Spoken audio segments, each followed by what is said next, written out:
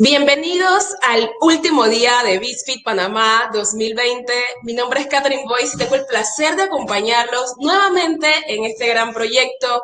BIZFIT es el evento anual más importante de tecnología, innovación y negocios, organizado por CAPATEC y coorganizado por la Fundación Ciudad del Saber.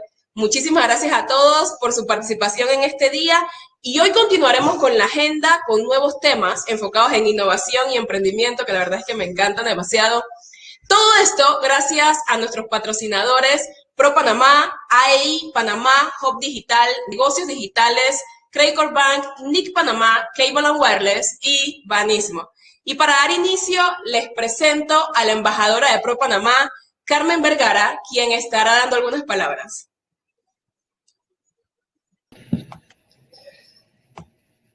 Muy buenos días. Good morning to everyone.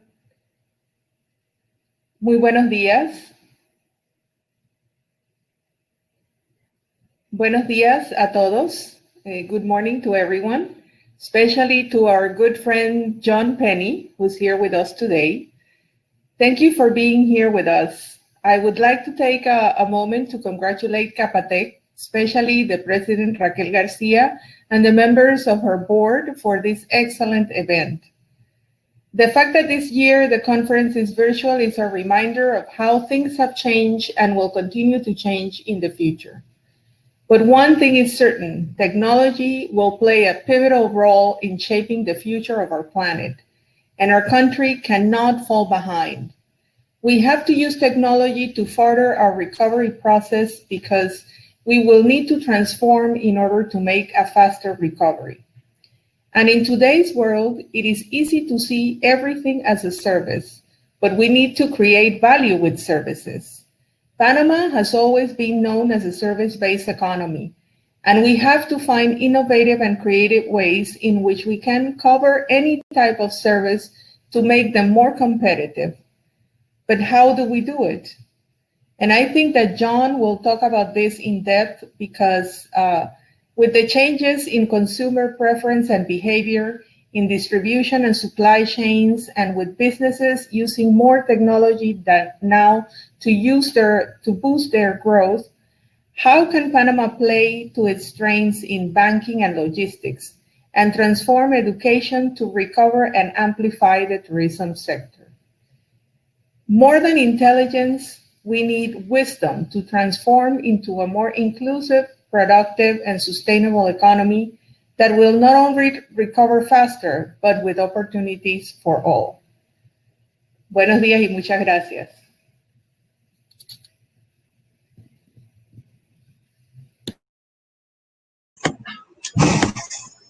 Muchísimas gracias, Carmen Gisela, por tus palabras y, por supuesto, gracias al apoyo de Pro Panamá, agencia responsable de implementar las acciones necesarias para la atracción de inversión a nuestro país. Y a continuación presentamos el video de nuestro patrocinador Pro Panamá.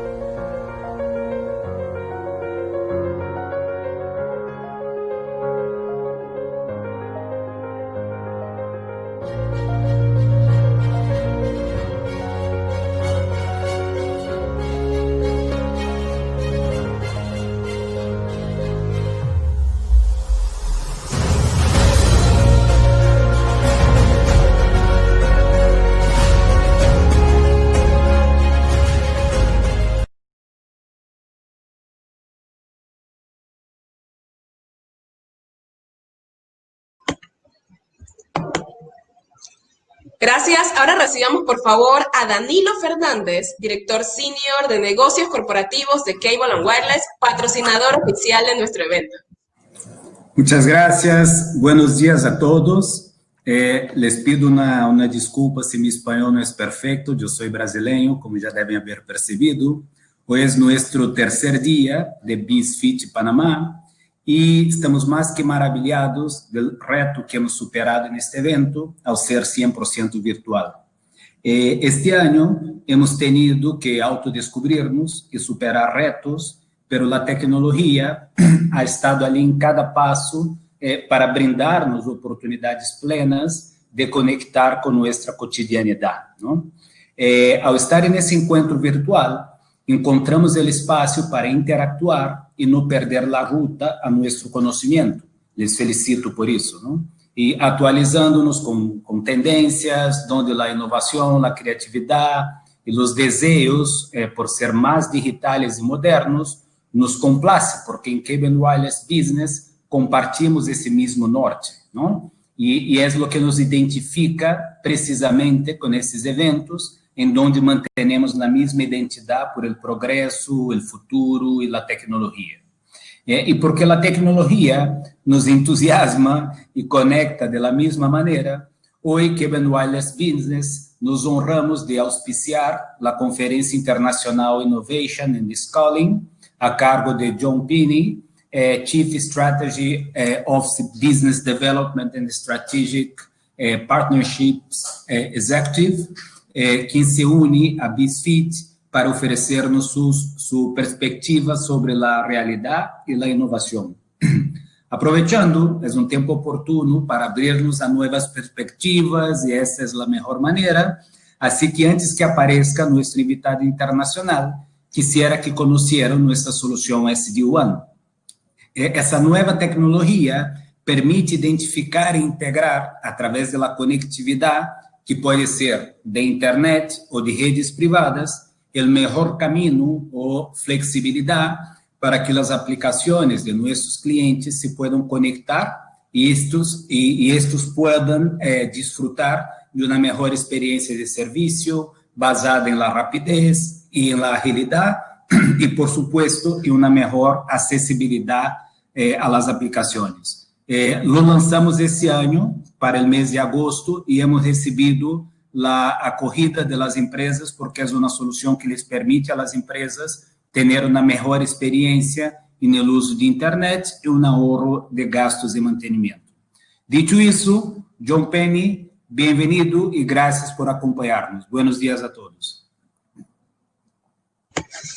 Muchísimas gracias, Danilo. La verdad, siempre es un honor contar con ustedes. El protagonista del siguiente segmento es, por supuesto, Cable and Wireless. Gracias. Thank you so much. Good morning. Si utilizas una red tradicional a través de tus diferentes oficinas distribuidas, comprenderás que es complejo e ineficiente. Pero si te dijéramos que hay una mejor opción. Ahora la red puede evolucionar, centralizando la administración y simplificando las tareas de BI por medio de la virtualización de funciones de red. C&W Business te presenta SD-WAN, el camino hacia lo extraordinario. Para tener visualización de tus aplicaciones críticas y el control de tus datos, y así respaldar el uso de aplicaciones en la nube, iniciativas de transformación digital y nuevas oportunidades de negocios. No importa tu ubicación, trae tu propia conectividad. Integra tu red con SD-WAN. SD-WAN es simple de manejar y administra políticas desde uno o múltiples sitios a través de toda la red. Al tener visibilidad de la red, las políticas pueden ser configuradas para asegurar que el tráfico es dirigido a cualquier parte de la red y obtener un mejor rendimiento, detectando y clasificando las aplicaciones críticas de su negocio. Con SD-WAN, cruza el camino hacia lo extraordinario, de forma simple, escalable y con agilidad para generar grandes negocios. SD-WAN, el camino hacia lo extraordinario, de C&W Business.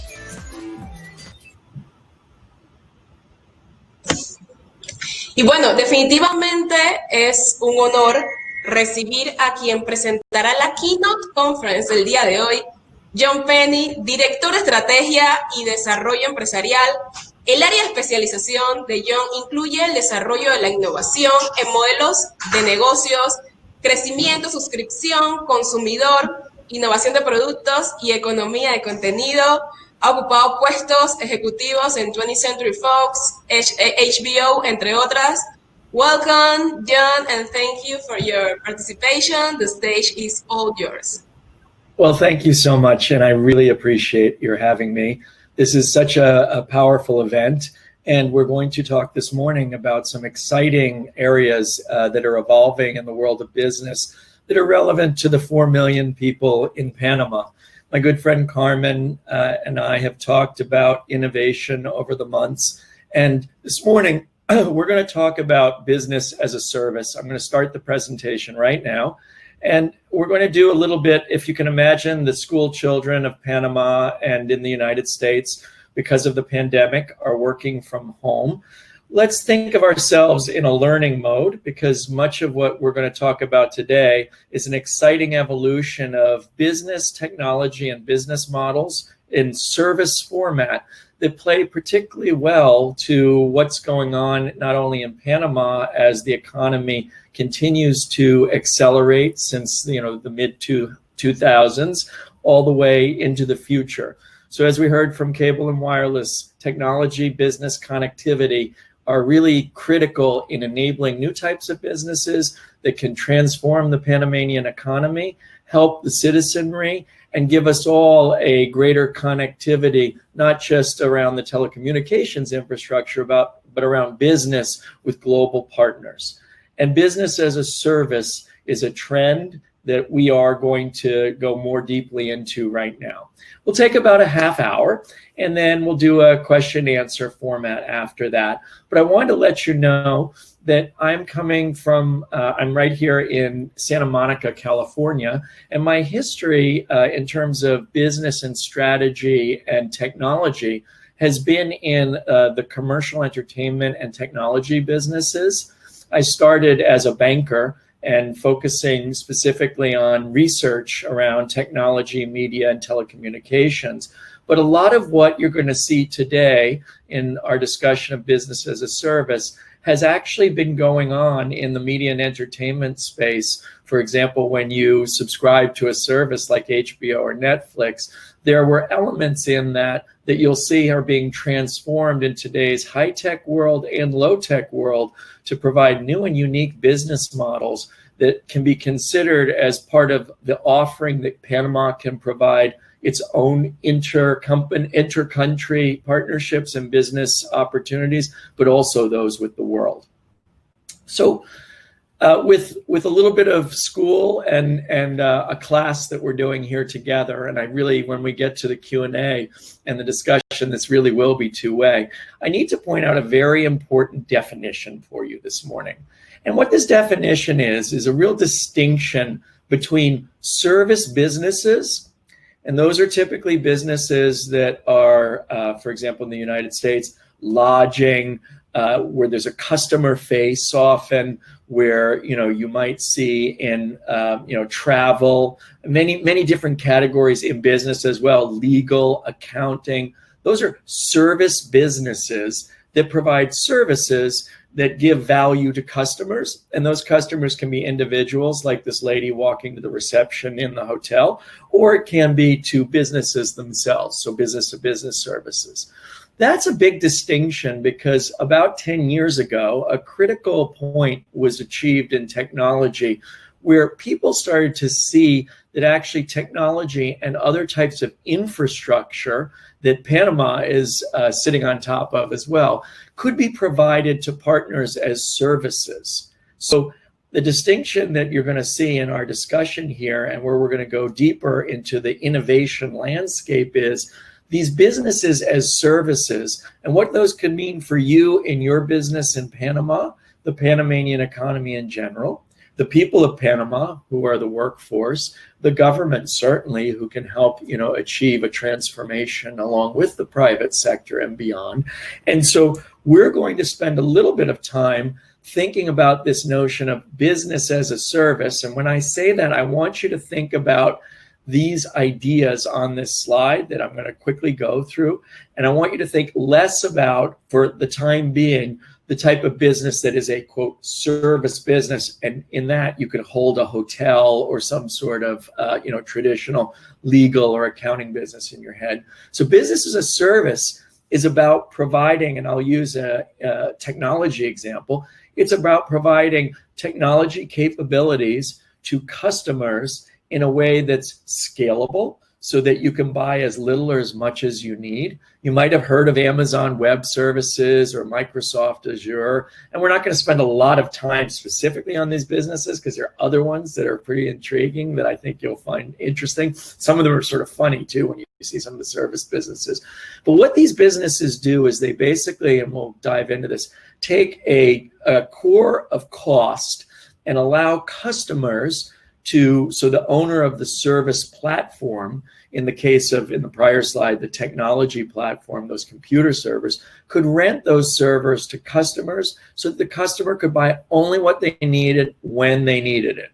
So the client would have a lower startup cost. There would be a menu of choices. Maybe they want a security package or more connectivity. This is stuff that cable and wireless does so well in your market, and provides then some offers where there's self-service capability or technical support to round out this business as a service concept. So with that definition in mind, what we're going to do is we're going to talk about a worldwide trend that I think you'll find interesting, which is there's a tidal wave of businesses as services being launched. And what I want you to see when we start to talk about this and a little bit about the business models and economics behind these is from the strategy point of view, and then from the innovation point of view, I want you to start to have a framework by the end of our conversation in which you might start to imagine ways that you'll take your business and maybe create service offerings for your business as a service, and therefore have greater opportunity to sell to more customers and be more impactful in your economic and business circumstances. So I'm throwing up a slide here that shows many different businesses as services, and I have two more. And when you look at these, you're going to go, what's John talking about, right? Volvo, a car company, a delivery company out of the UK, Instacart, Airbnb, rentals of apartments and the like around the world, a music service. Rolls-Royce is not the car company in this case, it's the jet engine company. And Uber you're familiar with, I mentioned AWS. But these are leading companies defining a new generation of business offering, which is business as a service.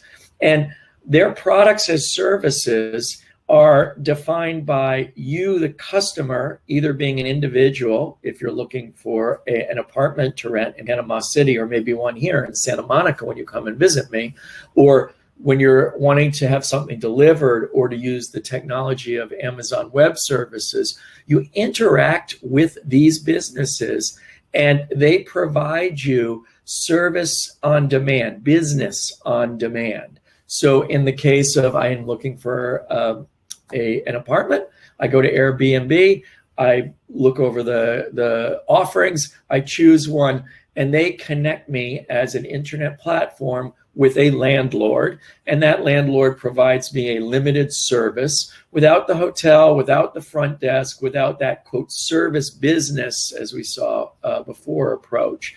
And it's very similar in a funny twist to the Rolls-Royce company. When you buy an airplane and then you buy jet engines, they actually give you the engines with some cost up front, a limited cost up front, but then they provide you the engines as a service, maintenance, data, intelligence to keep them running well. Very different than the old model of just selling you something and providing you support afterwards.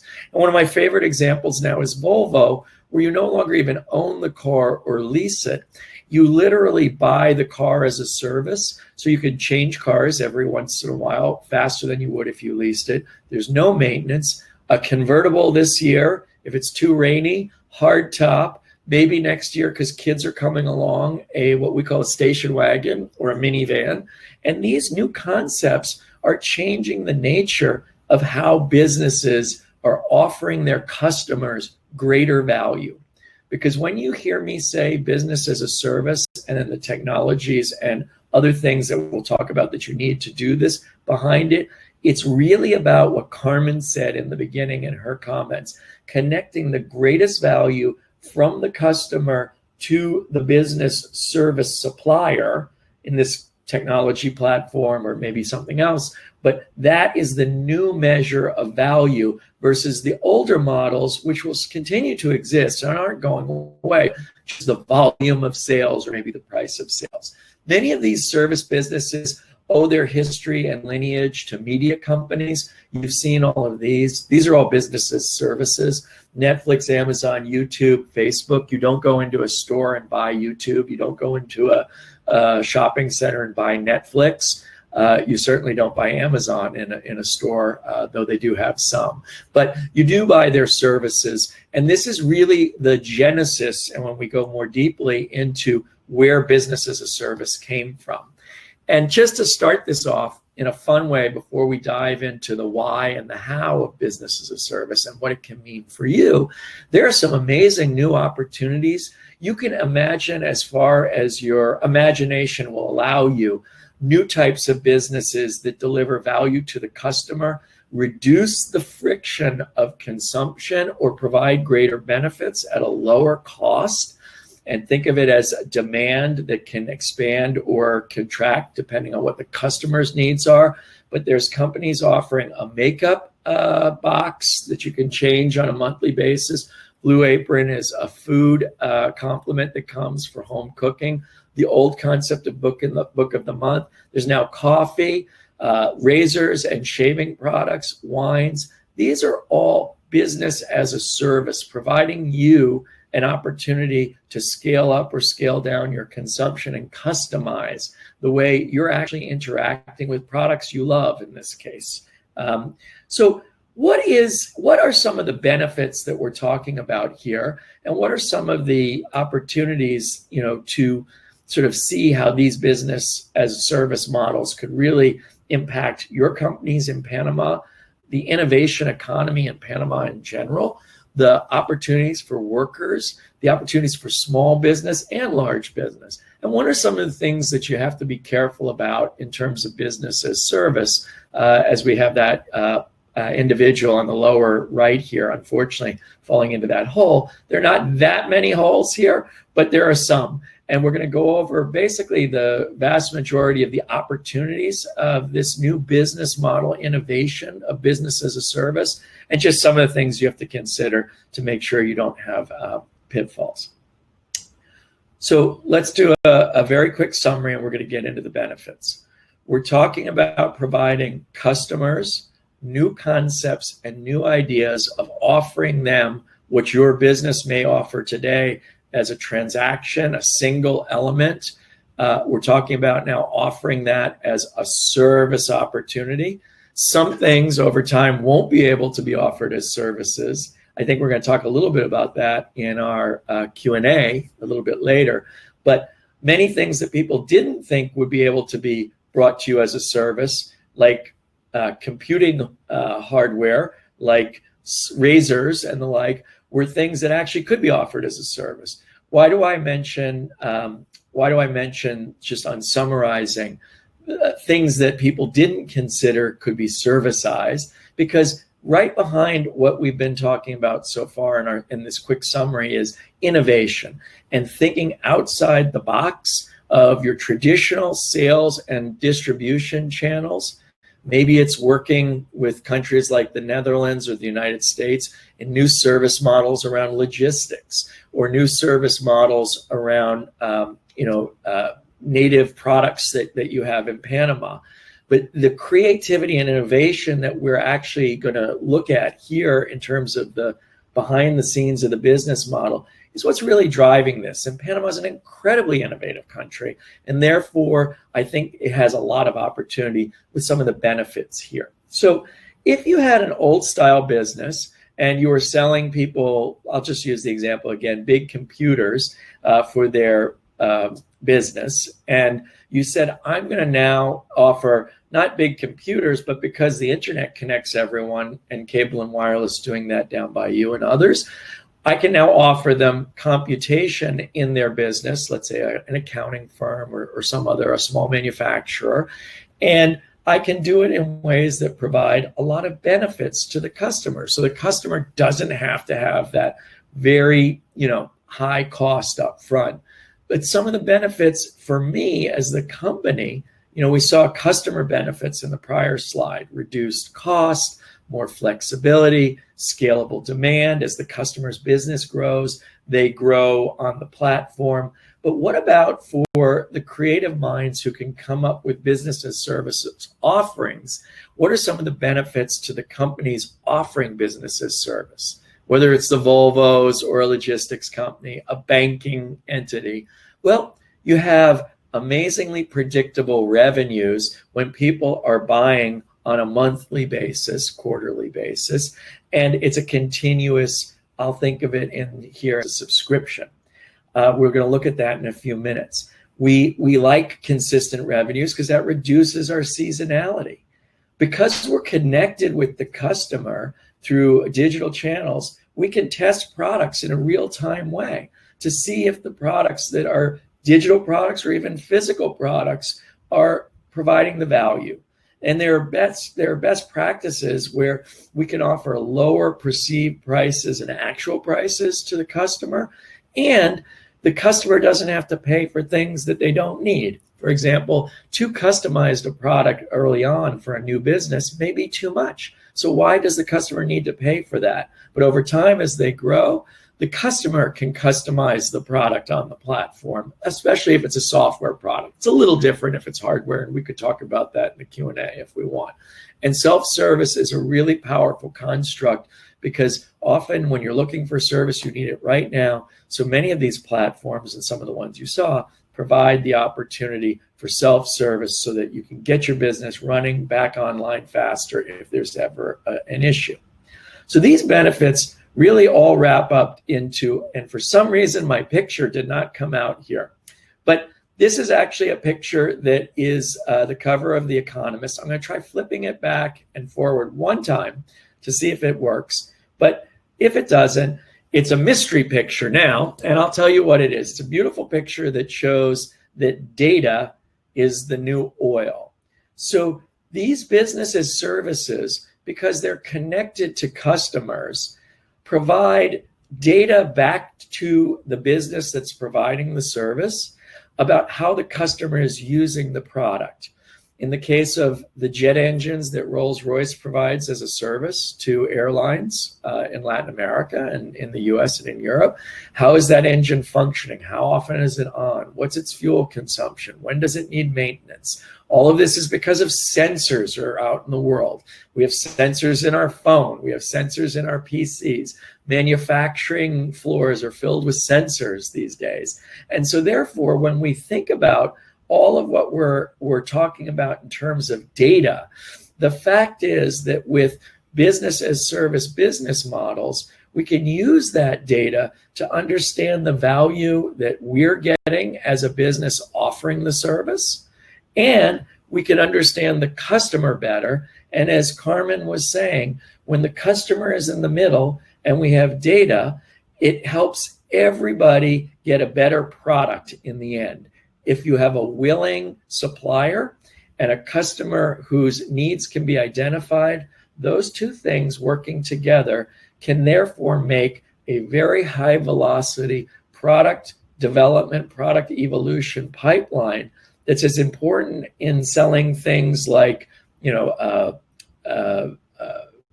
Airbnb concept as it is in, I'm going to use this as a broader concept, education as a service. Because if you think about it, in the distributed model, in the COVID world, where people are taking in education in various ways, many of whom are in front of screens where they have internet connectivity and are learning from teachers who may be, miles, if not hundreds of miles away, it's a service. And because there's data and because there's a classroom and there's a shared environment, imagine the power of transforming that relationship by improving the engagement like improving a physical product, a razor blade, or the service of leasing a rental home. And all of a sudden, the data feedback loop is that much more important. So when you hear people talk about data and you hear them talk about business and business services, they're wrapped up to come to something that I want to start to show you here is the lifetime value of a customer. And I don't want you to get too sort of caught up in this equation here. And I didn't mean to throw a little math at us this early in the morning, but what really this is saying is when you start thinking about innovation and you start thinking about innovation that happens with business today, where the business is connected to the consumer, either directly through a subscription or a software-driven product, or because the business has a relationship to the consumer through their mobile phone or a computer, you can now know your customer, have a relationship with your customer in a better way than ever before, and you can understand the value that your customer is providing you, and you can use that over a lifetime point of view to understand what it is that the customer is delivering you as value and how to increase that value to your business while at the same time increasing the value to the customer. So lifetime value is a very new way for many companies to think about the value created in the economics of their business. It's how media and a lot of other businesses have thought for a long time. But we really think about how much money is someone paying us for our business as a service per month or per year? And what is that average value, right? How often are they paying? And then how long do they stay with us? Do they stay with us for 6 months? Do they stay with us for a year? That number is called churn, and we'll hear more about that in a little bit. But if you take those and you do some simple calculations, I'm going to show you an example of this a little bit later on, you can find out very quickly how much your customer is worth to you. And therefore, if you spend time to improve, whether it's a business you're selling to that's a customer, whether it's an end user, a consumer at the end of your value chain, whether it's a student or a pupil who is paying you through their attention, if not maybe a subscription to something, you can look at the value and therefore try and increase the value to you and the customer at the same time. A new way of thinking about that relationship that's beneficial to the buyer and the supplier. We've always tried to do that in transactional businesses, but when we think business as a service, we think recurring business offering the same products, making them better over time. We then look to expand the customer's lifetime value. And by doing that, expanding the value to the customer, if we do it in an appropriate way, expand the value to our businesses, and therefore we create more lifetime value.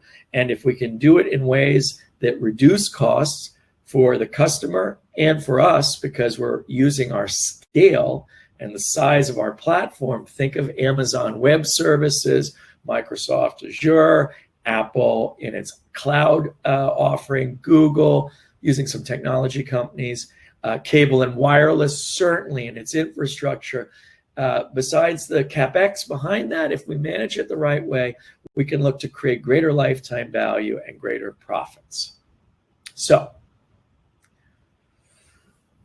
business as a service has many powerful opportunities, but it also requires us to do certain things that are, if we choose to go down this new innovation path, which companies around the world are choosing to look at, take their lead strategy people and define new growth opportunities, new product models, and look for business as a service offerings that they can provide into their economic markets and to different customer segments. But in order to do this, you really need to think about transforming your company and your economy in ways that I think once you embrace this idea of business as a service will forever create much longer term value than not doing this. And you can see from the tech giants who have all embraced business as service, certainly telecommunications companies have been doing this for many years, decades. but so many new companies like the ones that I had have really decided that if they don't do this, they can't provide enough customer value in the old models of transactions. It's too easy for them to get competed out by someone who is providing business as service offerings. And what they need to focus on and dive into, and we'll talk more about this in the section where I talk about what you might think about for your businesses, and that's just coming up. But you need to think about your business almost like Amazon or an e-commerce company thinks about their business. And I'm not saying make your company an e-commerce company, but the way Amazon or e-commerce companies think about, or Netflix or Hulu or these different media companies, HBO, how do I find the customer, which is in the upper left, customer acquisition?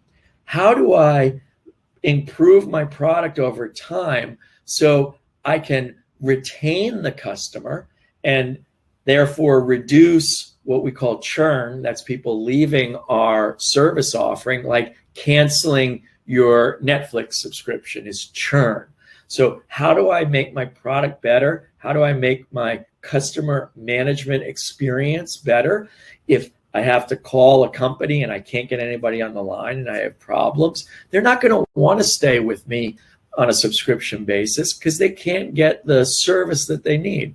So part of this business as a service innovation model is about being incredibly customer relationship focused.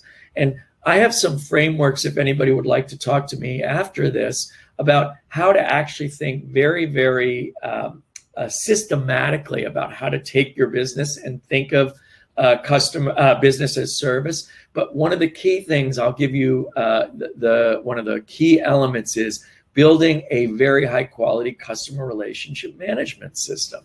So you can take information in from your customers, whether you're in education, manufacturing, logistics, banking, and really know that customer through the data that they are providing you, and for which you have a responsibility and opportunity to work with to help scale the value to that customer and therefore scale your own business's revenues, profitability, and the like. But if you don't buy into these things and you go sort of halfway and not full bore, you'll be like this man with the ladder. How do you get over that hurdle? You really can't. You must be all in this. And that doesn't mean throwing out your old business at all. It means using that as the pillar to create new business as service offerings. So the math, we're not going to go into in depth, and I don't want to sort of bog us down, but what we really see are these three components, and I talked about them on the prior slide, which is if I'm getting a monthly revenue stream, and I'm going to show you a specific example, there's a cost to acquire a customer, and there's people staying or leaving my service offering. Imagine people canceling their subscription business service. Is someone churning? If churn goes up or the cost of providing the service goes up or the cash flow goes down, lifetime value goes down. And that's not a good thing. Because why I picked churn as the example on this slide, I'll show you churn, the number of people not taking your service who used to, maybe it's after a free trial, maybe I'll raise my hand. I've tried a few services in a free trial and maybe I stayed with it a month or two and I left because it wasn't providing me enough value. That's one of the key metrics that really says, are you doing the job well enough to provide value to your customer? So churn is a critical element, and I'm going to show you a little bit of math in this slide to give you a sense in a microcosm using Netflix. Some of you may subscribe to Netflix. What has John been talking about in this innovation concept of business as a service? He mentioned lifetime value, and he also mentioned a bunch of different numbers. But what's he really saying in terms of how to reconceive of how you look at your customers to provide them more value, better products, and make your own company have more consistent value creation, revenue, and profitability? I'm not going to go line by line, but I'm going to give you the general construct. If Netflix, we're charging you $12 a month. And these are roughly the right numbers. And it costs them initially $50 through marketing and maybe free product to give you, to get the customer $50.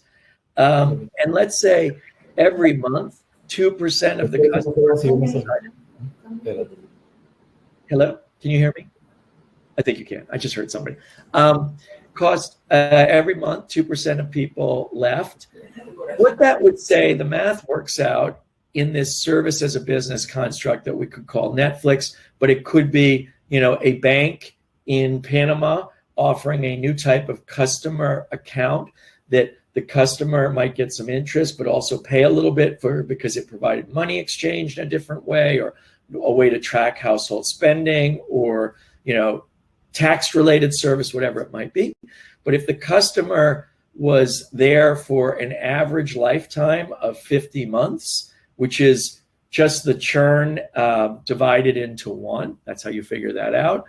And we had the $12 a month that they were paying us and the acquisition cost of $50 in the lifetime of the customer that would be with us on our platform. And they may be there a lot longer. I'm not just saying they're only there for 50 months. They may be there for many months, 10 years, right?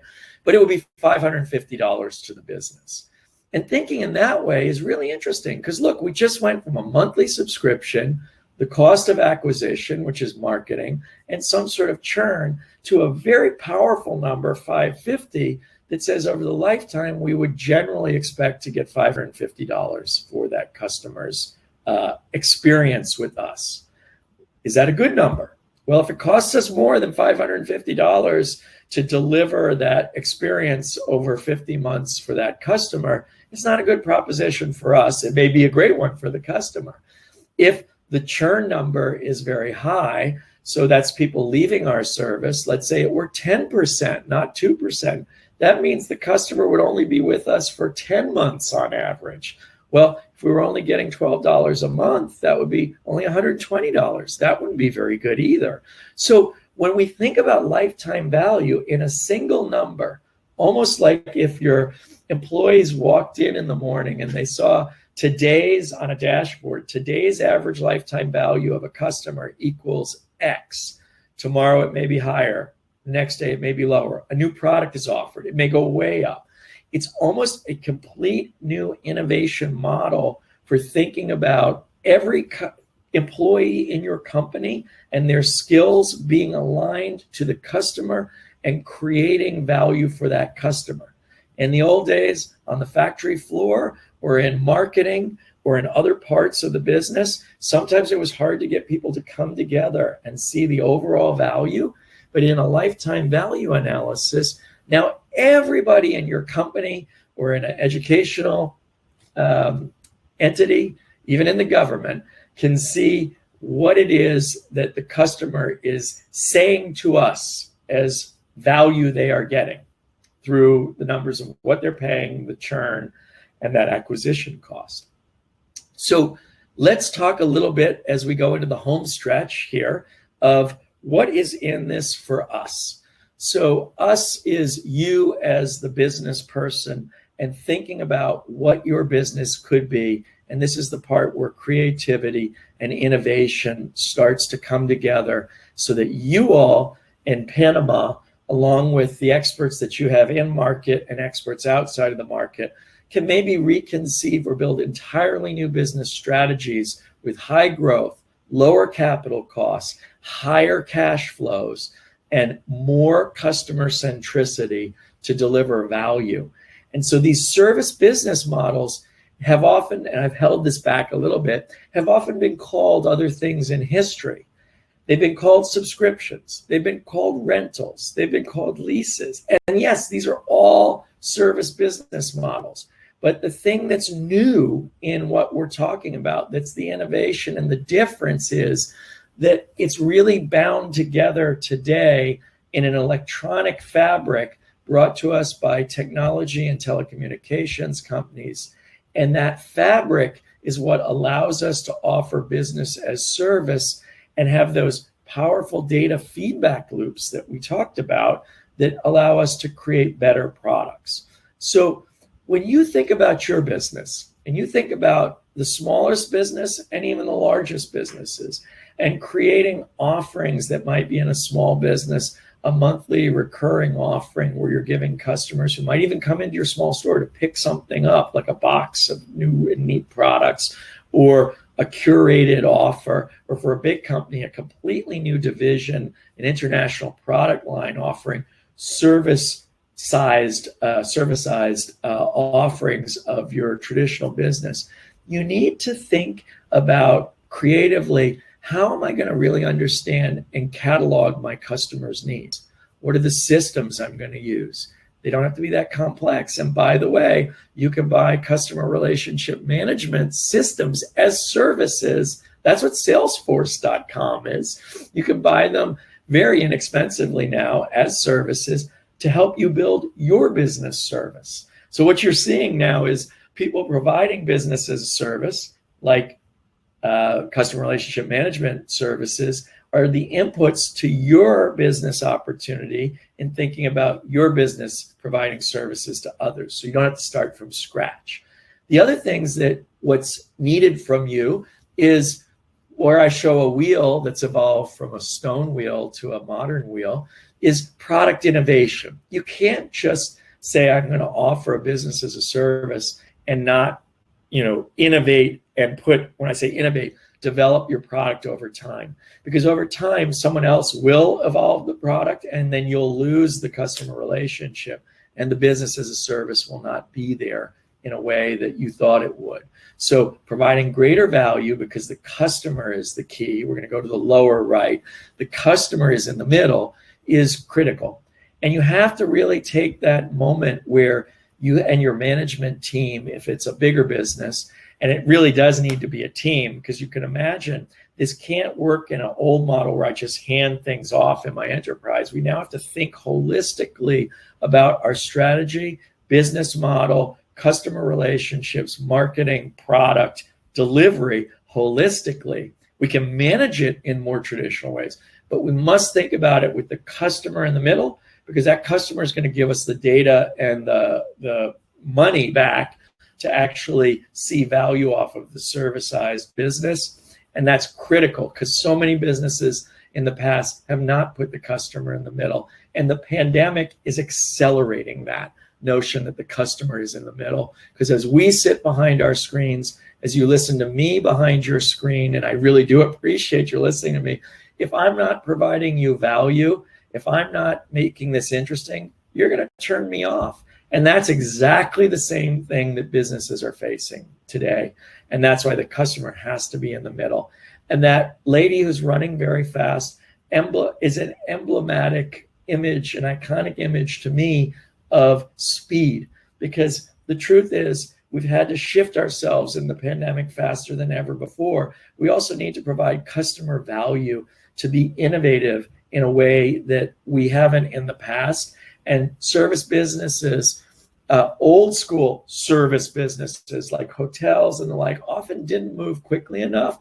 Business as a service, where the customer can cancel very quickly or let you know that things aren't working, must move at a very, very substantial pace to make sure the customer is happy, to make sure that lifetime value metric is increasing and that the product is evolving. And that speed is critical. But once you get used to it, just like a new exercise program, it just becomes the way you can do business. And in the Q&A, I can talk a little bit more about how I see helping your economy achieve some of that. So it's been a fast journey. I've gone quickly. I apologize that I've gone quickly. I do want to say that what we've seen in the pandemic is, by many accounts, the acceleration of many trends that existed prior to the pandemic now are going to be accelerated and just will be the way things are in the future. And so if you think about it, the notion of tele-interaction, education, medicine, technologies being provided as services for businesses, the relationships between companies where customer relationship management is more important than ever, all speak to a super cycle of innovation that is about offering business as a service. And that is from the smallest business to the largest business. So we are seeing a shift that's been going on, but that's been accelerated in the pandemic. And the way I like to think about it is everything we knew about where business was going and everything that we thought might come is happening, and it's happening at a faster rate.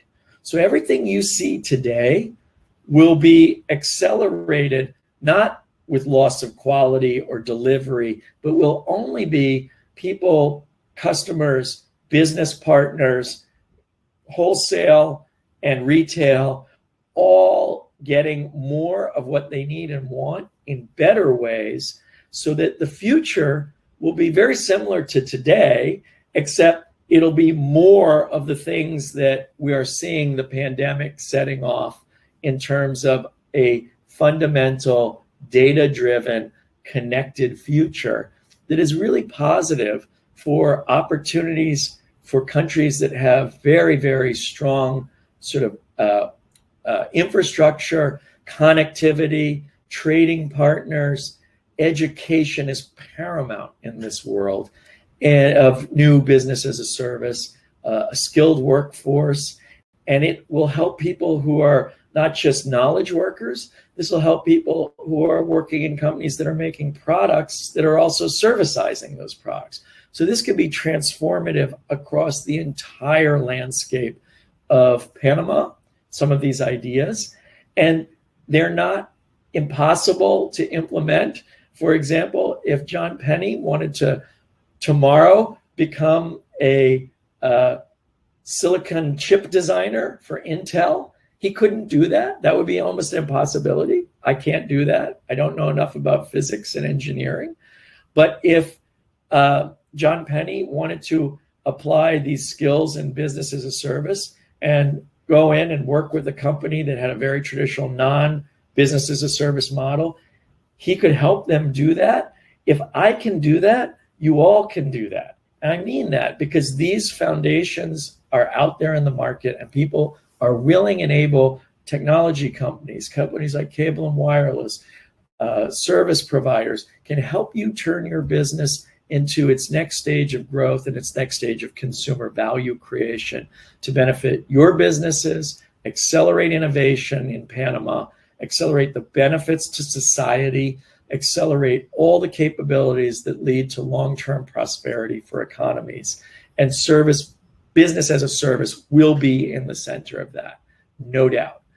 It's been a short introduction. I've gone fast. I'm sorry, especially for those who Spanish is their primary language. But gracias for listening to me. I really do appreciate it. And we're going to get into a Q&A with Carmen, and hopefully this was helpful. Thank you so much.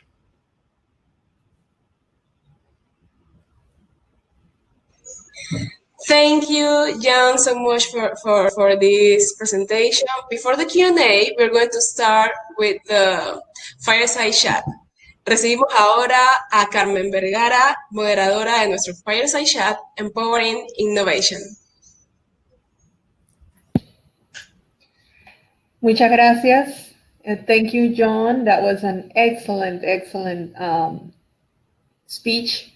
And so now let's get into it. Let's get into the details of what you have shared with us, which was a lot. It was a lot.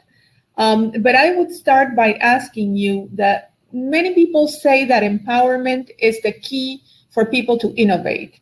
Do you agree? And what is your perspective about that? I agree 100%. And let's talk a little bit about that. I did throw a lot at you so we could try and link some things here. The good news is that empowerment is in the center of what we were actually discussing. So when we talk about empowerment and innovation, much of what I was speaking to today, if you took anything away from the talk, and I went into detail and I went at a high level, some people love detail, some people high level. If you took away anything, it's that high-performing teams where individuals are empowered to make decisions by their managers, are the ones that can see the world in a new way to help the customer, Carmen, and to help deliver value to that customer in any industry segment, and even in government. I do, as Carmen knows, I have a background in science and technology policy. And the truth is that if you don't have an empowered workforce, and I'll talk a little bit about what that specifically means, you can't focus clearly and with energy and a purpose and bring out every worker's best capabilities to serve the customer, to serve the overall business, and to serve ultimately the long-term benefits of the country. And so innovation and empowerment can be thought of as a hand and a glove. The glove is innovation. The empowerment is taking minds and people's abilities and nurturing those in ways that, to use a sports analogy, is like taking raw talent in soccer, football, and having a coach build the construct of a team working together to deliver the capability on the pitch to play the game at the highest level. Sometimes you win, sometimes you lose, but if the players aren't empowered to make decisions at the moment and in real time and over a span, they're never going to be able to come together to produce that winning outcome.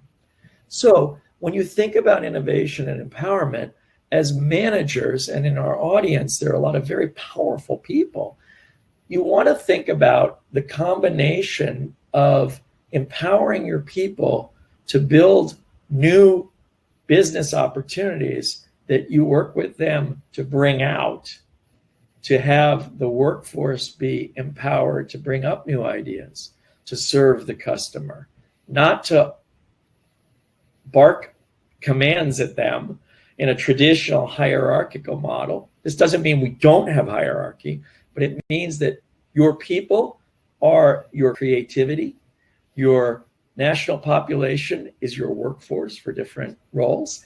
They are the people who need to be energized to deliver business as service value to customers, the business community, and the economy overall. So it's a great point, Carmen. Empowerment is key, and having individuals who can help design programs to define and enable a more empowered worker is a really great starting point for much of what we talked about here. Yes, absolutely. I agree. We used to make that analogy of rowing versus whitewater rafting, and not all the time you're gonna go into calm waters, and when you are in rough waters, you have to know that everybody on the boat with you can make decisions that can affect your life also. So you want the best people there in those scenarios, and the people that are empowered to actually make decisions in very difficult circumstances, like the ones we have in the world today, unfortunately. If there was ever any rough waters, these are the ones in our time. So going back to that point, you were talking about the difference between service businesses models and service businesses. So can you elaborate a little bit more about that distinction? Sure. What I wanted to do with you all today is give you a view that there's a new approach for innovation. So sometimes when we talk about service businesses, and I'm going to go slow here because this actually, because of the language of service businesses and then what people talk about as business as a service gets confusing. They do intersect. So I'll tell you a little bit about that. But in order for our discussion to be clear around innovation, we want to keep them a little bit apart. So the first piece is there are plenty of service businesses out there that are very traditional, right? Restaurants, lodging, insurance, banking. Those businesses are about interacting with customers directly, and those customers may not be individuals, they may be other companies, but about providing them value and long-term value.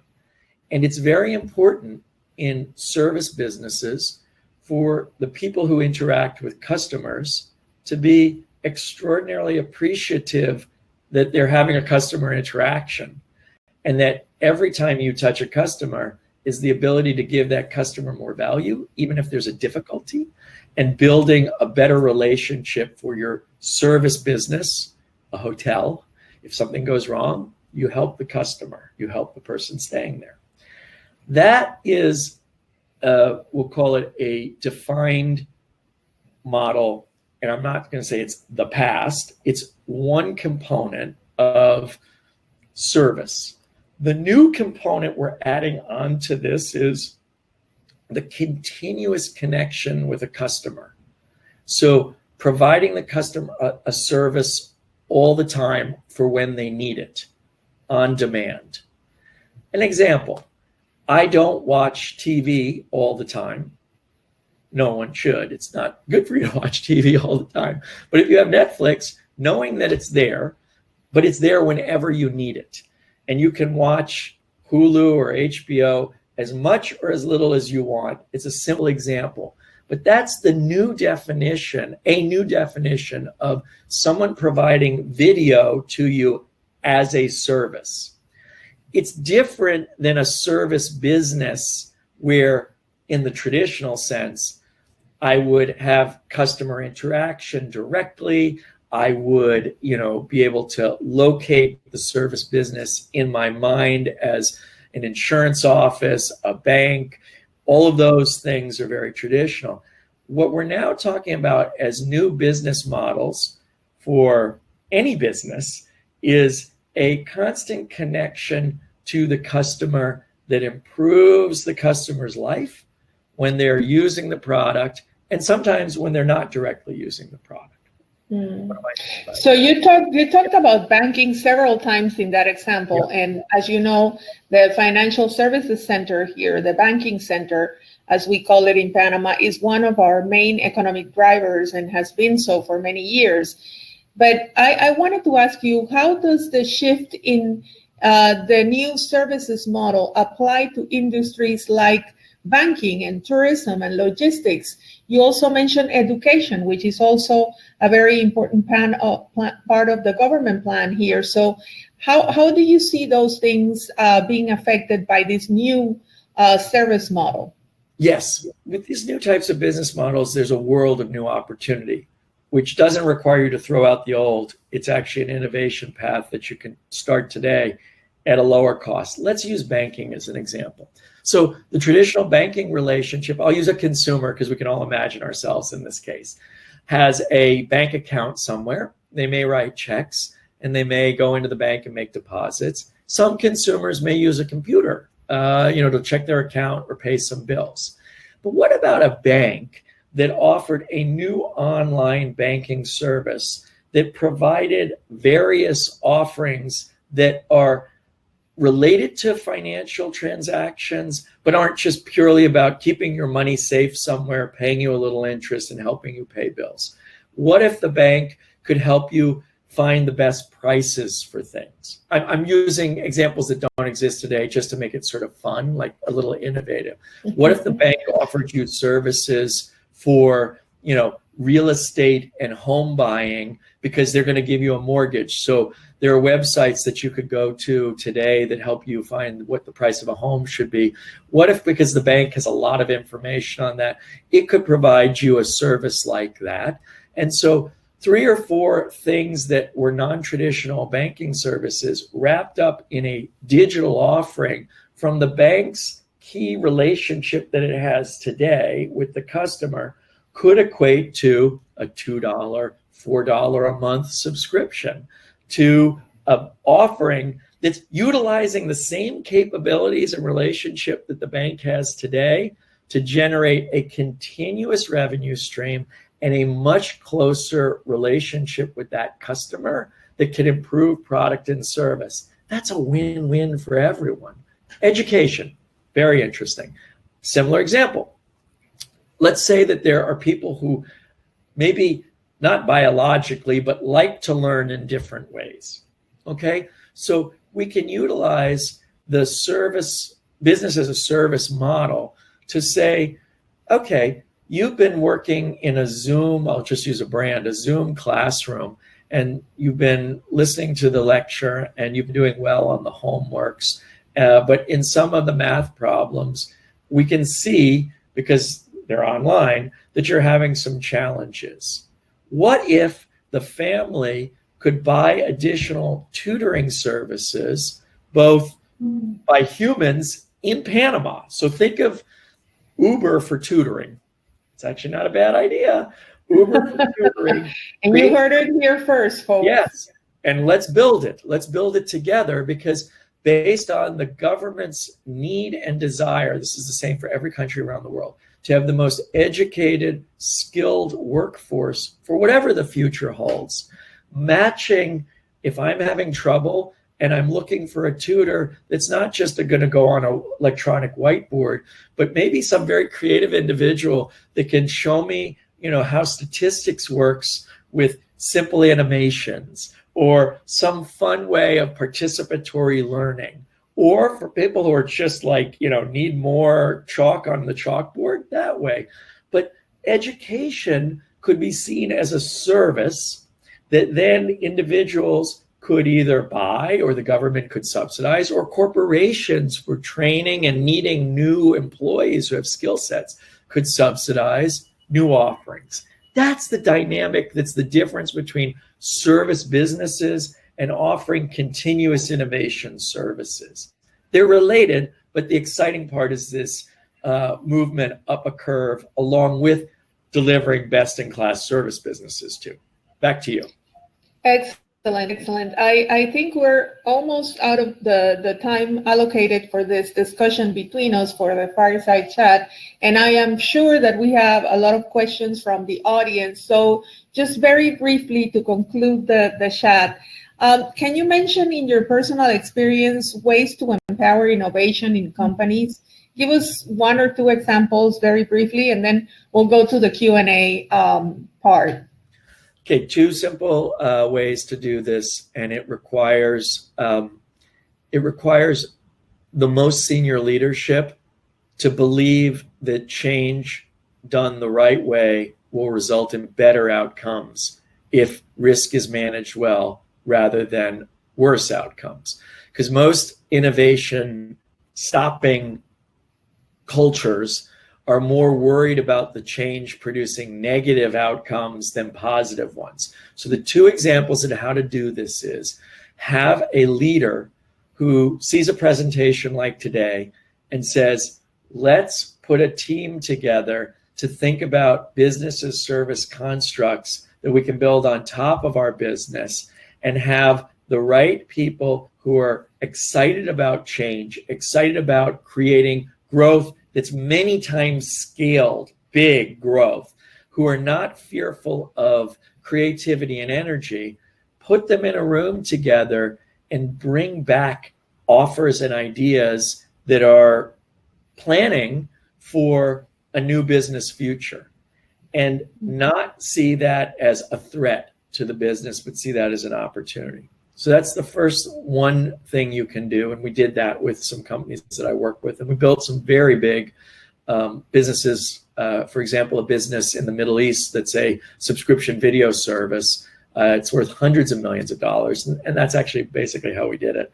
And then the other way to do this is to really embrace the young mindset in the company. And that doesn't mean just young people, but the mindset of your employees who want to be creative, and bring them into formal sessions, empower them to speak to what would make their lives better from the products that your company is offering. This could be at the level of a small shop all the way to a major corporation, and really listen to what they're saying. And you might not like everything they say, because companies do things in a certain way for a long period of time and often don't completely try and rethink their offers. But empowering your people to basically say, you know, if we did this, this, and this, we might really connect with the consumer in a better way. And having a formal way of collecting that, and I don't mean a suggestion box, I mean on a quarterly basis or more, to then build business as service constructs, better service businesses, definitely, manufacturing improvements, all of that. But really listen to who you have, because remember, it's the employees that you lose to the competition, who are the creative ones, who really you don't even know and measure how detrimental to your company that is. Because the one person who goes to the next company who had in their head some idea, or is that type of mind that comes up with ideas, that invents a new business line for you that could take your business up by 20%, 30%, 50%. It's immeasurable damage to your business that you lost that person. So listen to the people within, empower them to bring ideas, and focus them on the path to customer centricity, innovation, business as service, and things actually play out quite nicely, Carmen. Thank you, John. And well, with those words of wisdom, let's go into the Q&A. I'm sure that we have a lot of questions for you. Muchísimas gracias, Carmen, Gisela y John, por hacer este Fireside Chat tan interesante, lleno de conocimiento. Y ahora definitivamente abrimos nuestro espacio de preguntas y respuestas con el público general. And the first one is, what are the biggest obstacles that you consider for implementing service business models? The biggest obstacle is not being customer-centric enough. So really you need to say to yourself, how am I going to catalog and understand what my customers are saying to me about my products continuously? And many people don't like to hear bad news about their product isn't working or their product is, you know, not as good as the next product. And the truth is, if you don't listen to that, your customers are going to move away, and they're going to move away quickly. The pandemic is showing that. For many businesses that can't deliver value in the pandemic, people are just going to other places. So it's a great question, because it's really about listening to the customer, if you don't do that, and then it's about having a way to manage that information about the customer. So if you don't put into place the systems and the practices to maintain the customer experience and retain that for you to learn about that particular customer, then you're really putting yourself at risk in terms of offering a bigger, better service, since the customer needs will not be fulfilled as clearly as if you are interacting in your corporate mindset with the customer in the middle, that CRM driving product evolution, creating more value for the customer and you for the business. If you don't get the customer in the middle, in the beginning, that's the biggest risk. Thank you, John. Why is it important for brands to make product innovation? So there are a couple of reasons. Because the first is that innovation is really thought of, in my view of it, we use the word, but we often use it in a very technology-centric way. And that confuses the word innovation. So a lot of people who talk about innovation use, you know, semiconductors, mobile phones, and all of the innovative products, incredibly innovative, as the examples. But brands need to focus on innovation. They may use technology, but for a different reason. Innovation itself is solving human problems in a more efficient way. And so if you think about innovation as solving human problems, and this could be in any industry, people have problems. They need to be solved. Medicine solves physical problems. You know, accounting solves the problems if you have to account. Education solves problems in terms of learning. All of these things are problems that innovation can now address, and new business models and technology platforms aren't the end point. That's not what we're looking for. We're looking for things that solve the consumer's problems. And we're also looking for brands to identify the problems that consumers have and they don't even know it. So before, Airbnb, before Amazon home delivery, before so many things like cable and wireless offering texting services, we didn't know we actually needed those things. So by brands innovating and bringing us new products and services, we actually got things that solved consumers' problems, whether it's a business to business or business to consumer, doesn't matter. So brands must innovate. They must not sit on their laurels, as we say. They must not just take it for granted. They must see solving consumers' problems over time as the key objective.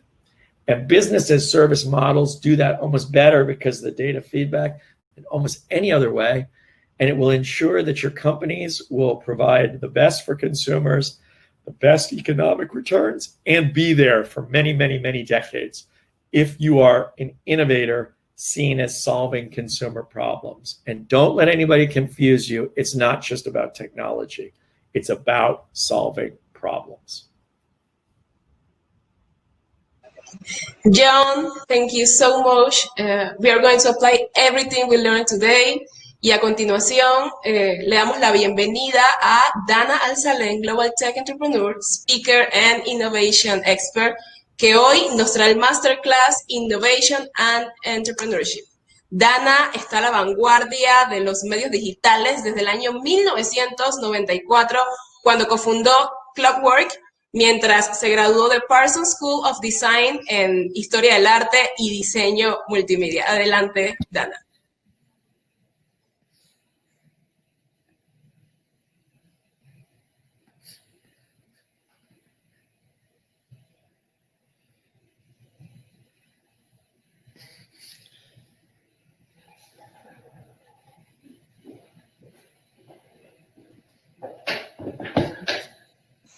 Hello, my name is Dana Al-Salim, and I'm absolutely delighted to be part of BIZFIT 2020 online.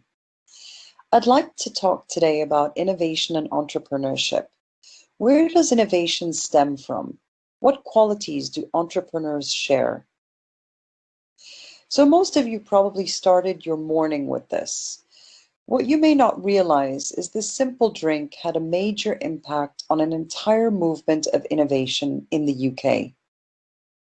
Until the 18th century, it was unsafe to drink water, so people drank cider, ale, beer, gin, and brandy instead. They would start with ale for breakfast, move on to gin at lunch, and end with sherry. Everyone was basically drunk all day. Now, something happened in 1650 that would not only change these habits, but would contribute to the Age of Enlightenment: the birth of the coffee house. People from all walks of life swarmed to meet, drink, think, write, gossip, and debate. It would cost 1 penny for entrance and unlimited refills. This allowed for a plethora of guests from all social backgrounds and experiences to interact. The switch from booze to coffee not only contributed to people being more alert, more awake, but the diverse environment also led to a hub of ideas, exchanges, and innovation. It brought people and ideas together. It offered a place for curious minds to gather and discuss.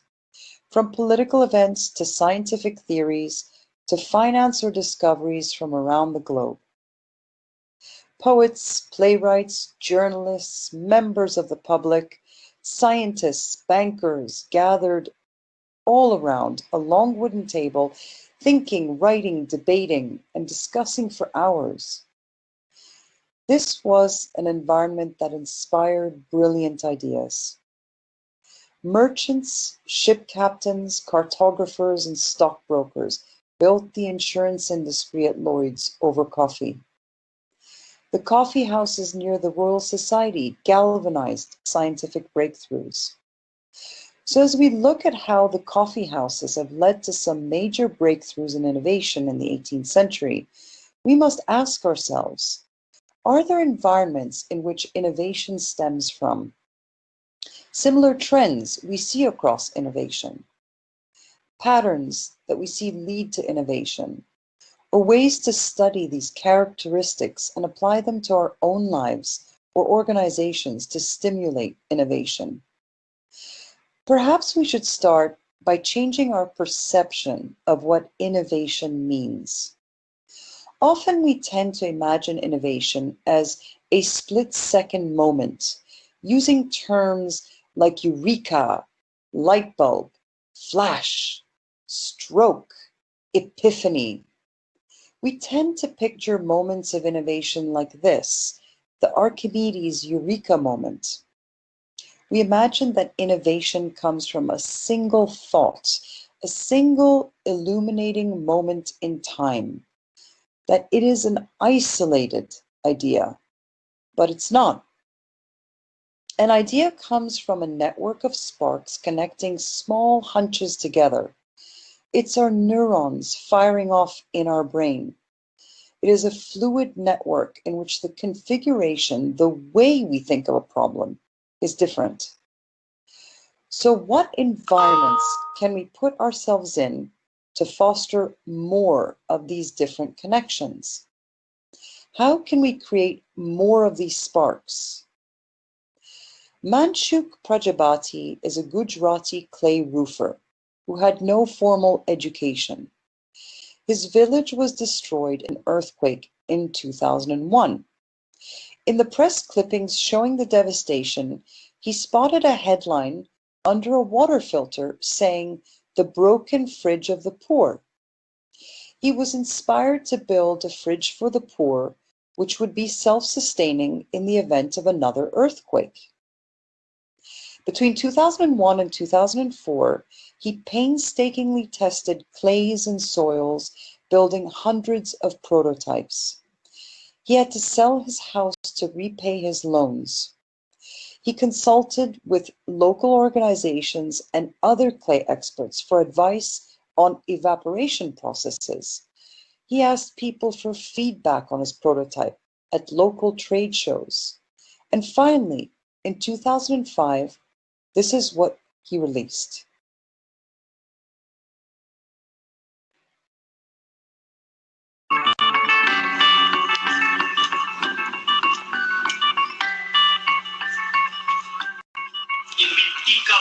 मिट्टी को bread है। इसकी खास विशेषता यह है कि इसमें बिजली की जरूरत नहीं है और इसमें सिर्फ पानी भरने का, पानी 10 लीटर पीने के लिए ठंडा मिलते हैं और अंदर के हिस्से में सब्जियां, फ्रूट, मिल्क जो कुछ रखने का है वो सब कुछ आप रख सकते हैं।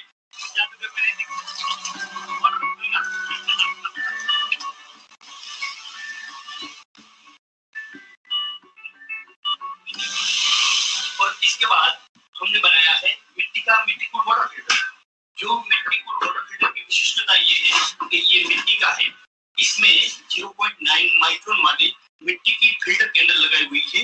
ये कैंडल के अंदर के हिस्से में दो कैंडल की वजह से नीचे से पानी टपक टपक आते हैं और वो पानी नीचे के बॉक्स के अंदर आएंगे। वो पानी एकदम ठंडा और फ्री मिलते हैं, जो गरीबों का आरो प्लान है और हमारा ये मिट्टी को वाटर फिल्टर है।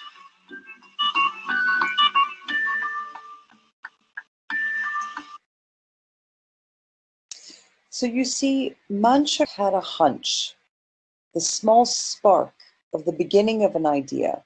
He had some basic knowledge of clay and its behaviors to cooling. He knew what the parameters and limitations on resources were. No electricity, low spend. But he collaborated with others, testing and tinkering, for 3 years before he even had a prototype. He then got customer feedback and repeatedly improved his product with this. This is what innovation is. It's a series of ideas that are cobbled together. Ideas do not happen in a vacuum. They come from external stimuli. We take ideas from what we've read, seen, other people's ideas, people we overhear in the coffee house, and we sew them together into something new. So perhaps our perception of what deep thinking or where ideas or innovation comes from also needs to change. We imagine deep thinking and innovative thoughts like this: The Thinker, Le Penseur by Rodin. In fact, the spaces that have led to innovation tend to look like this. This coffee house illustrates the type of chaotic environment that leads to innovative thought. It's a place where exciting, unexpected ideas can come together. So if you want to encourage innovation, perhaps your office should look like this. We often think of a scientist hunched over his microscope when suddenly he jumps up with Eureka! But in reality, there is no Eureka moment. Innovation comes from an environment where ideas collide and rub up against each other. An analyst, Kevin Dunbar, wanted to figure out where innovation comes from. So he taped scientists in a lab over months, doing the most minute tasks in front of their microscopes, by the water cooler, having coffee in weekly meetings. What he discovered was that the breakthrough moments did not happen when a scientist was alone in front of their microscope. They actually happened at the weekly lab meetings, where everyone shared their findings, their data, and also their mistakes. There was something in that environment, something in those discussions where conversation flowed between these people. This fluid network of ideas, observations, and mistakes were exchanged between people of different interests and backgrounds. This exchange of ideas jostling and bouncing off each other is where innovation starts. Psychologically, people want to tell the story of the Eureka moment. There is something in our ego that wants a claim to fame. But by analyzing data, we discover that innovation has a long incubation period. It happens over time, whilst new concepts are being pieced together. An idea can linger over long periods of time in the back of our minds. An idea may not fully mature until we have all the tools to make it feasible. Or we may need to have an experience or another person who can help us trigger the idea into a real innovation. So how do you create an environment that enables these ideas to grow and mature over time? Some companies have mechanisms for employees to be encouraged to work on and cultivate hunches into ideas. Often these mechanisms not only encourage new ideas, but also enable employees to connect their ideas together. Take Toyota as an example. The culture of incremental innovation ensures all employees know innovation is a job requirement woven into the business practices. Katsuaki Watanabe said, "We just do whatever we believe is right, trying every day to improve every little bit and piece. But when 70 years of very small improvements accumulate, they become a revolution." Over the last 35 years, employee innovation suggestions have gone up from 0.1 to 48 per employee.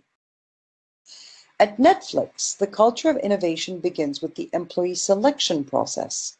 Netflix looks for 9 specific values in each employee: judgment, communication, impact, curiosity, innovation, courage, passion, honesty, and selflessness.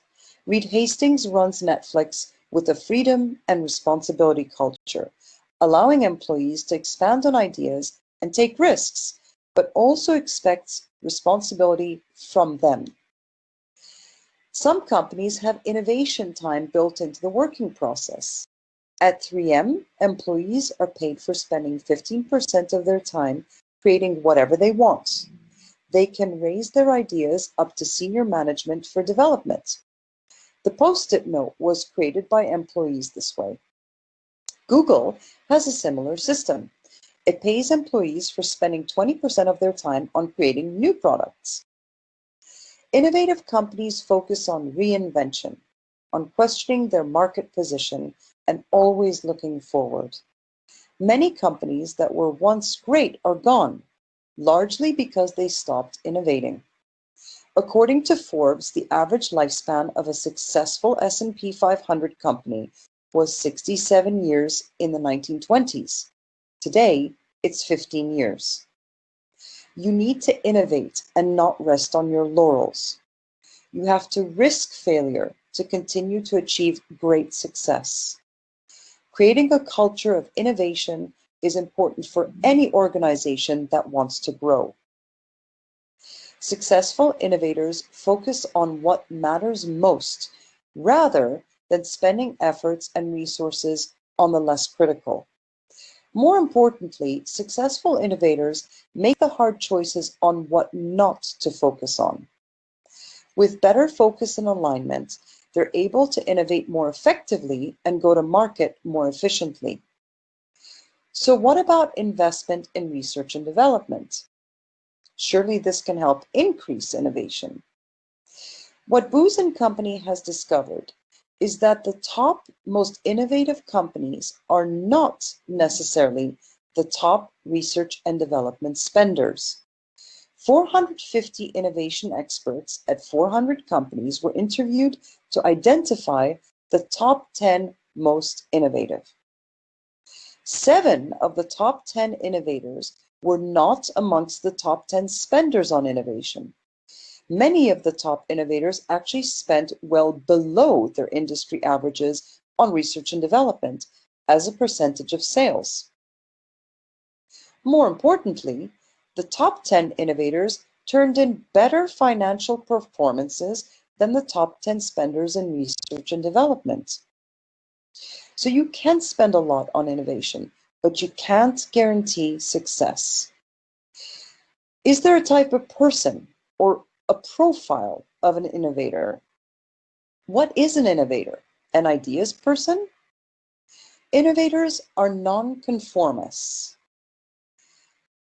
They not only have new ideas, but take action to champion them.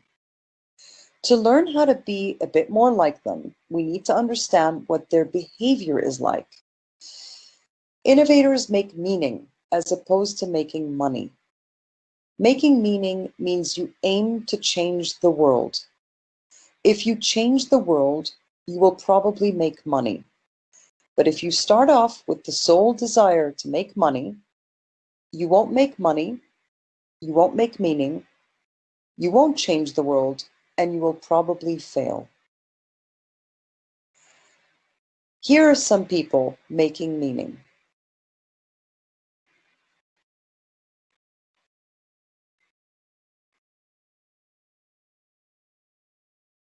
When I say pitch black, I really mean pitch black. There were no street lights. This one caused, I would say about 2 million people to be thrown into darkness. So people have been living in Tacloban for a month in darkness. Nung mga unang gabi na ng typhoon, ang hirap tanggapin, lalo na ang dilim. Wala kaming halos ilaw dahil walang tumutulong pa sa amin. Ang mga pupo ay nag-iiyakan sa gabi. Mahirap makabili ng petrolyo. First that ran out were batteries. The second were candles. The last was kerosene. There was no more ways of bringing in fuel. You would have to have something that is rechargeable. The biggest source of that is the sun.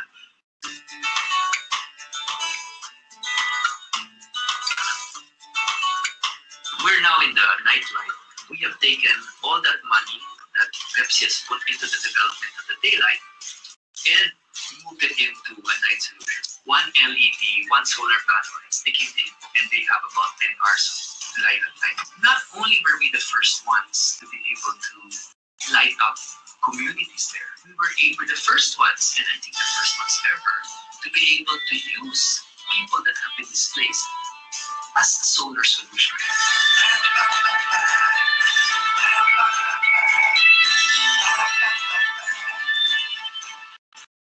Right after ng typhoon, wala akong nakitang hope, walang light. Ngayon, mayroon ng hope sa dami ng tumutulong sa amin, and then the light has come. Andito na po. Hawak-hawak ko na po.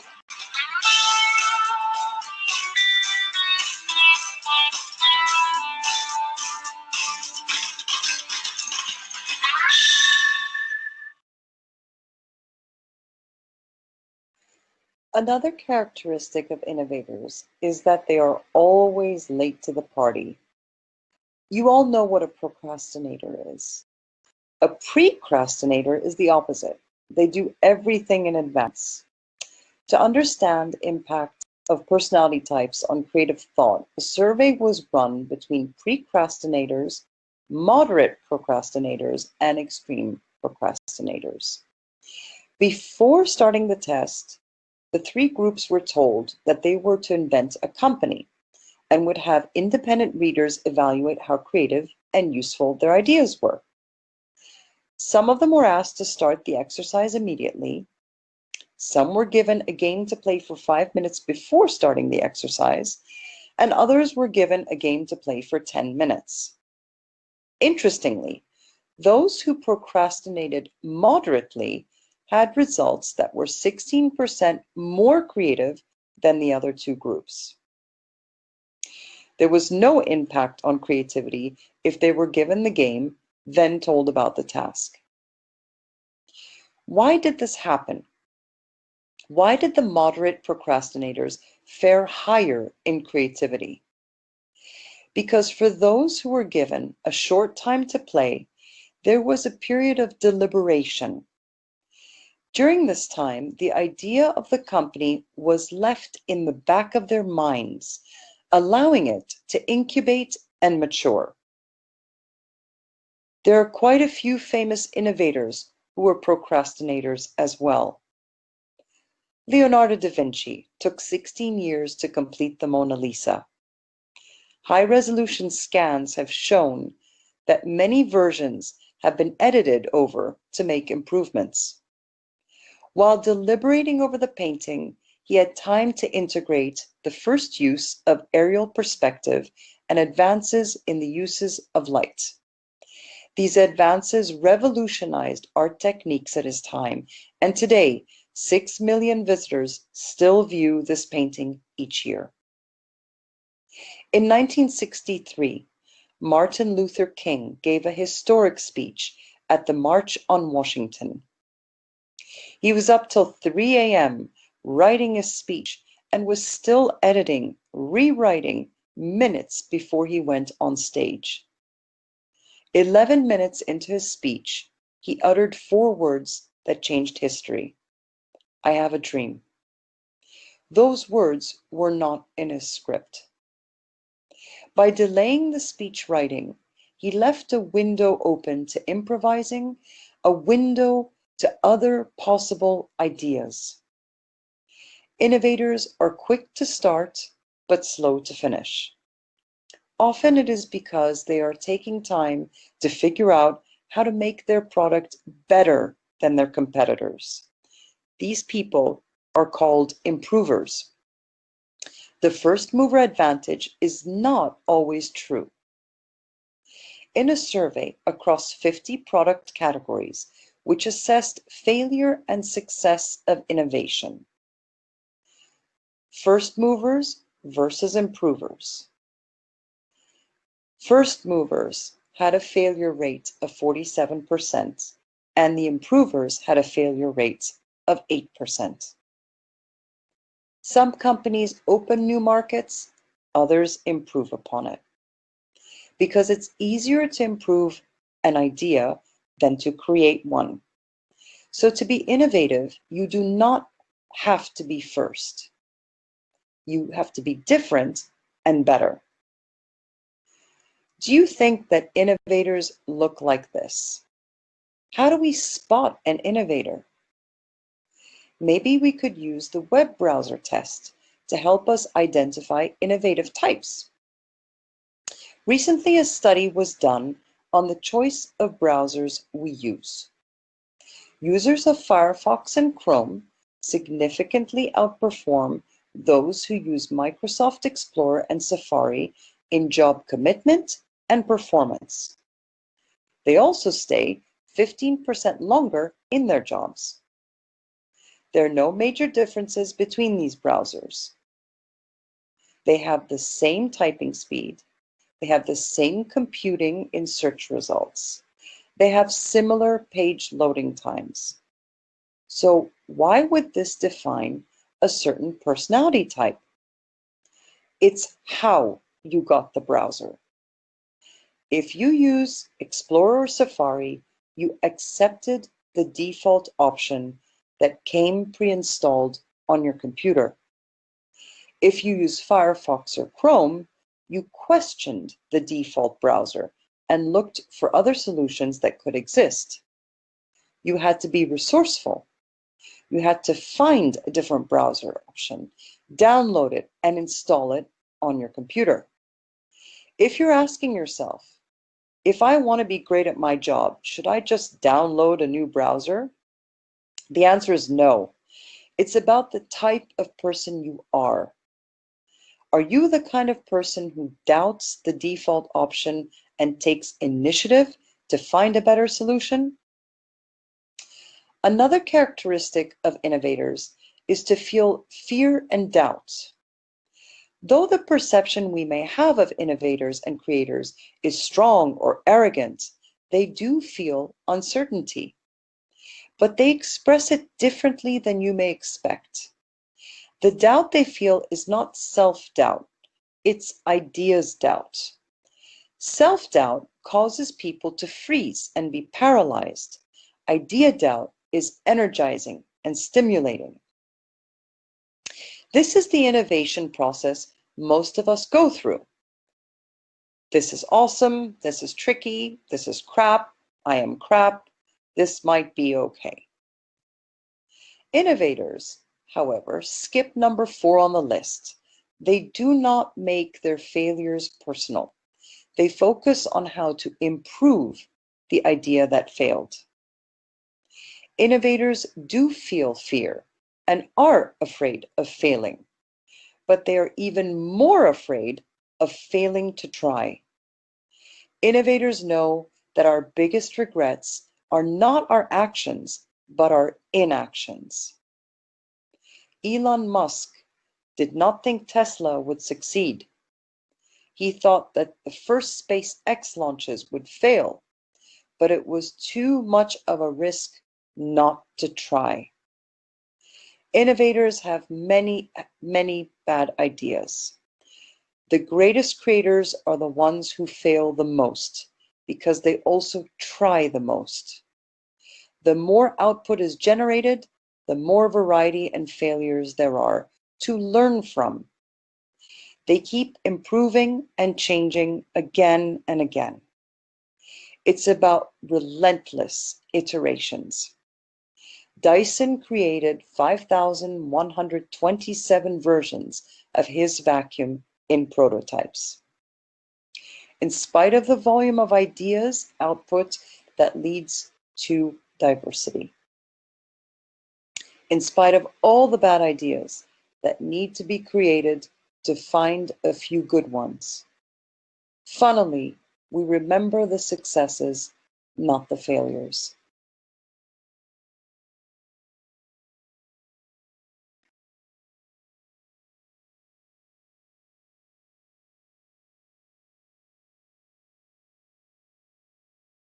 When it comes to creating a culture of innovation, what are the key learnings?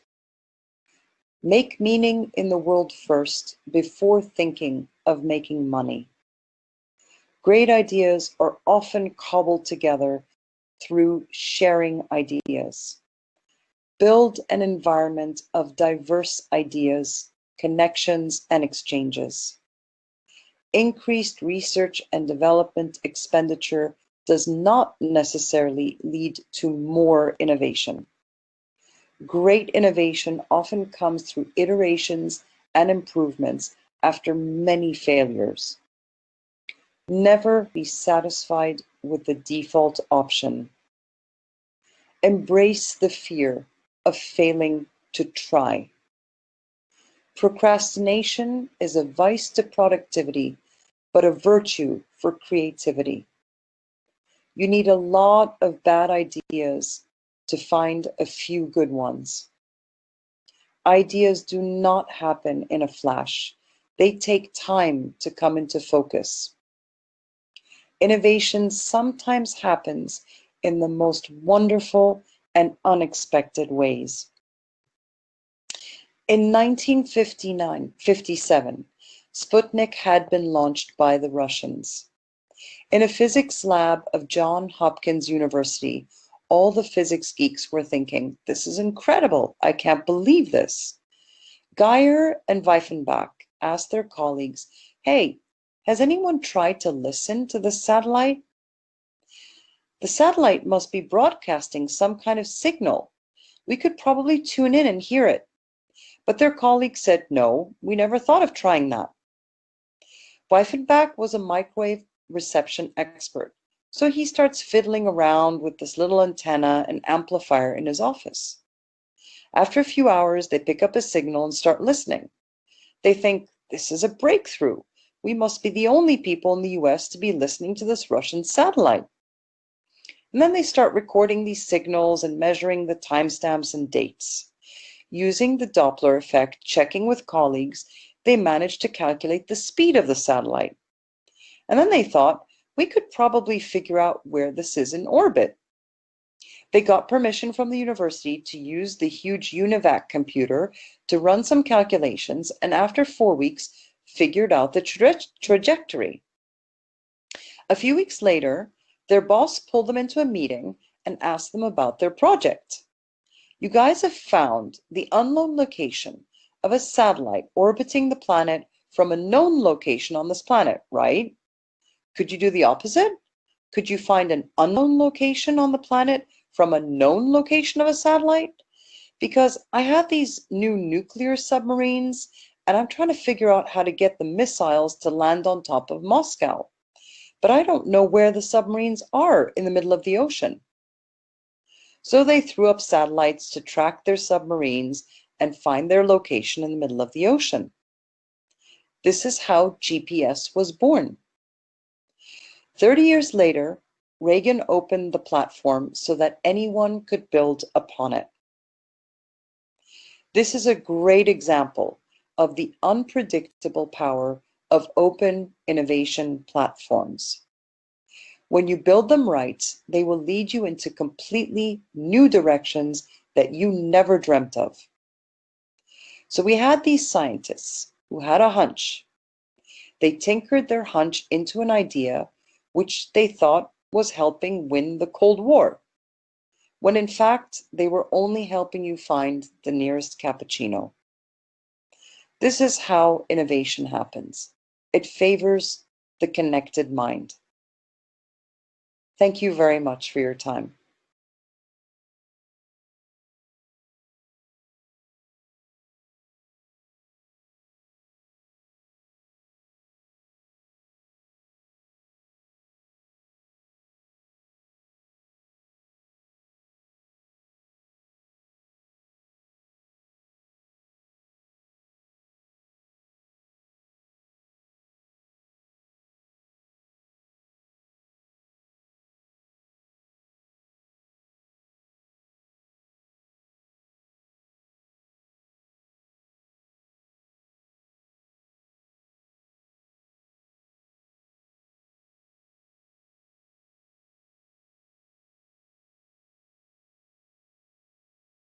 Muchísimas gracias a todos por acompañarnos en BIZFIT 2020. Yo soy Catherine Boyce y fue un placer estar con ustedes durante estos últimos 3 días con speakers nacionales e internacionales de gran talla.